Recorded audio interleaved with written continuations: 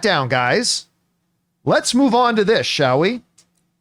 Some of you guys will remember that just like a month or two ago, there was a lawsuit brought against Warner Brothers and Superman by the estate of one of the Superman creators, trying to block the release of Superman in several major markets around the world, claiming a copyright infringement based on those territories. Now, the way that lawsuit ultimately ended, if I recall correctly, was the fact that the court basically said, we don't have jurisdiction here to say whether or not you can or can't go into those countries, so we're throwing this case out.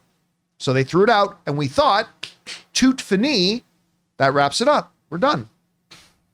But apparently not, because they have refiled the lawsuit seeking to block the release of Superman in several major countries, including Australia, Canada, which will affect the domestic opening weekend, because when you talk about domestic opening weekends, that includes US and Canada.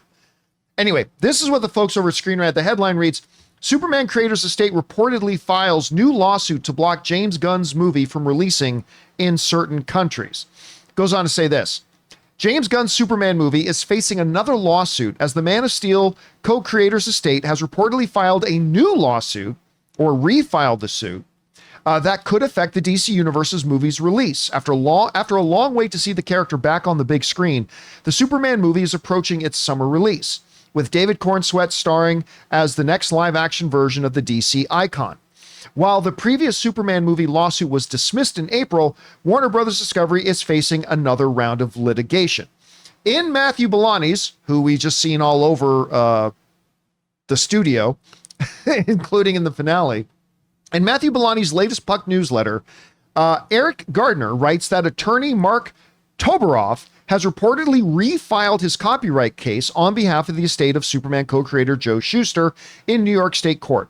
Toberoff is additionally seeking an injunction to block Warner Brothers from quote-unquote exploiting Superman in the UK, Ireland, Canada, and Australia, where the estate is disputing copyright ownership due to the country's specific copyright laws.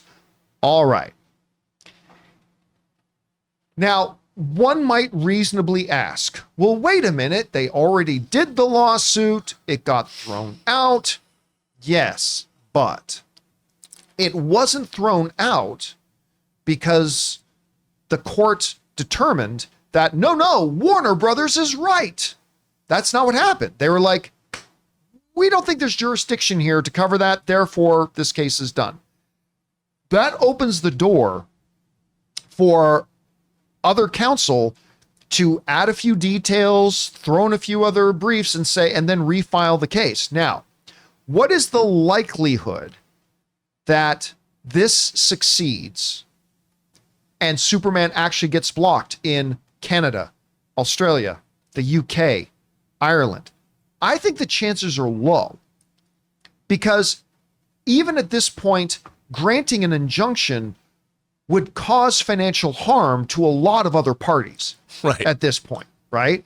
So just on that basis alone, I don't think a court's going to take this seriously. Now, that being said, I'm saying that having not seen the new filing. So maybe if we saw the new filing and saw the arguments they're bringing, maybe we would go, oh, maybe there is a chance at this. But this is happening. Now, just a few other dates. I'll read a little bit more here to give us some dates.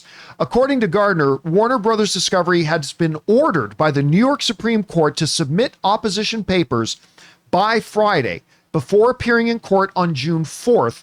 That means the court has ordered Warner Brothers to submit their opposition filing by tomorrow before appearing in court on June 4th, where they would have to explain why an injunction shouldn't be granted. At the time of this story's publication, Warner Brothers Discovery has not commented. Gardner writes that the suit is, quote unquote, theoretically jeopardizing the global rollout of Gunn's Superman movie. So the court didn't just immediately dismiss this whole thing. They went to Warner Bros. Saying, you got to file a response to this by tomorrow, and then you got to appear in court on June 4th. Now, with the release date being, what is it, July 11th? Yeah. They're going to have to move pretty quick on this. I'm sure there will be a fire lit under the court and to get this thing kind of settled as quickly as possible. But listen, there is a non-zero chance that this could succeed. I think it's close to zero, but it is non-zero. We want to take a second to thank a sponsor of today's video, Stitch Fix. Guys, you know I love movies, but you also know I have absolutely no fashion sense, and I absolutely hate shopping for my clothes. But thankfully, I have found a better way. Stitch Fix online personal styling makes it easy. With Stitch Fix, I get a stylist who understands my style, size, and budget, and they do all the shopping for me. Because look, shopping and figuring out style can be overwhelming, especially for somebody like me. When it comes to getting dressed, I don't even know where to start, to be honest. That's why I love having a Stitch Fix stylist. They really know what works for me. I get pieces that make me look great, and it's a real confidence boost. You just give your stylist your size, style, and budget preferences. You get to order boxes when you want and how you want, no subscription required. They send you personalized pieces, and the fit is always on point. No stores, no crowds, no stress. Just personalized looks that you will love. So guys, make style easy. Get started today at stitchfix.com/Campea. That's stitchfix.com/Campea. Anyway, Rob, we talked about this a couple months ago, and it's back. How big of a deal would it be? Because I can't remember the last time, if ever, that this close to a major motion pictures release, a court stepped in and blocked the release. I know there have been a few lawsuits attempting it, but how big of a deal would this be? Well, this is a copyright issue, and I don't know, like you, I haven't read the brief, I don't know what's going on, but it's a copyright issue on Superman. Does that mean that, let's say right now in all of these countries, Canada, Australia, Ireland, does that mean that Zack Snyder's 3 movies with Superman in it are not showing? Does that mean Superman Returns is not showing? Does that mean Lois and Clark is not showing? The Adventures of Superman? Does that mean every other Superman animated series? If they're all playing in these countries, and I don't know, if this copyright is all about Superman, there's all kinds of Superman material that's already around that Warner Brothers is screen. If you go on to Max, HBO Max, there is tons of Superman stuff to watch. Why is it only this movie that's suffering this copyright? I mean, they're trying to injunct it because there's money to be made. It seems like it's chasing an ambulance. True, but that doesn't automatically mean they're wrong. No, it doesn't. I think they are wrong. I'm saying that doesn't mean they're wrong. You know, you have to. There's also something called acting on reliance. And yes, if you already have your character of Superman available in all different kinds of permutations already in these countries, and that hadn't been protested, then why releasing a new movie? Why is suddenly a new Superman film? And again, I know nothing about this, so I'm talking out of my ass. But I would imagine that the courts would have to ask, yeah, how come why aren't you trying to get every single Superman item that exists pulled out of those countries? Right. But just as a legal point, though, silence in court proceedings cannot be interpreted as permission. Right. Right. Sure. And you mentioned reliance. That's a huge one. So like, let's say you and I got into like a legal dispute. You told me I could borrow your camera to shoot my movie next weekend. So I invest $100,000 in getting all my actors together and everything and renting the facility to shoot the movie. And then I come to you to get the camera and you go, I changed my mind. I'm not giving you my camera. And I'm out $100,000. Yes. I could go to the court and say, I spent that $100,000 relying on what Rob told me.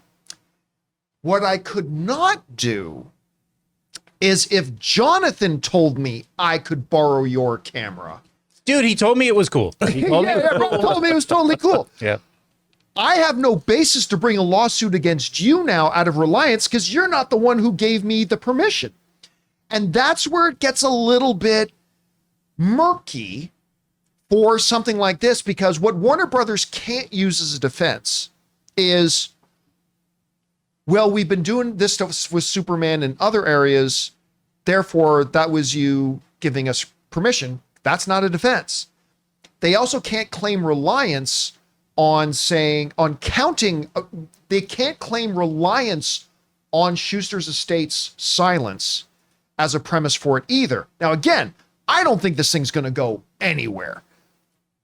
But that's why I'm saying it's a non-zero chance, though, because there are certain things that to us seem like common sense, but in the court of law, it's not necessarily a mountable defense. So it's going to be really interesting. I just want to know, there's a lawyer I don't know if it's Toberoff or not, but there is a lawyer in Hollywood that is known for, if you're a screenwriter and you create an IP like The Predator or Die Hard or something, or after 35 years, it's like Victor Miller, who wrote Friday the 13th. Right, yeah. The rights and that whole mess. So yeah, the rights to Friday the 13th come back to him, and he got those original rights. But if people remember, the Jason Voorhees of the Friday the 13th franchise was not in the original Friday the 13th. Spoiler alert. So the hockey mask Jason, then it becomes a nebulous thing. So, but this lawyer specializes only in basically charging like the Predator franchise. They had to go back and make negotiations with who owns the Predator again, and now we've got 2 Predator movies coming out. So I wonder if it's the same guy. But it seems to me this is a little bit ambulance chasing. But if there's money to be had, look, one of us is like, just go away. Here's $1 million. Which I think might happen. I agree. And that's why to expedite it. Yep. That's why they do it. And what's interesting too, this is all tied up in the convoluted web of international copyright. Because you notice this lawsuit isn't about stopping it in the US. Warner Brothers has all the clear protections of releasing in the US. This is in specific territories where somewhere written on some napkin at 1:30 in the morning in some Dublin bar, somebody wrote, you can have the rights to this in Ireland. Again, I'm not saying this would happen. I'm saying this is where it gets all really convoluted. It's like you and I, John, could go to Canada and make a James Bond movie. Yes, we can. Yes, we can. Of course, there's certain things we couldn't put in that James Bond movie. There are. But we could do it. Anyway, guys, question is for you. What do you think about this? And how big of a deal would it actually be if all of a sudden, a month before release, Warner Brothers couldn't release this major film of theirs in 4 significant markets of Canada, UK, Ireland, and Australia?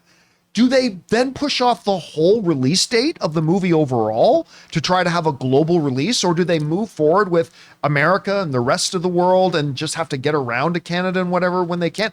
I don't know. However you guys see this, jump down to the comment section below and let us know your thoughts. Hey guys, thanks so much for watching this video. Make sure you like the video, leave a comment, and subscribe to our channel. And don't forget, we have a daily podcast called the John Campea Show podcast, available on Apple Podcasts, Spotify, or your favorite podcasting app of choice. Go and subscribe to it today so it'll be there when you need it.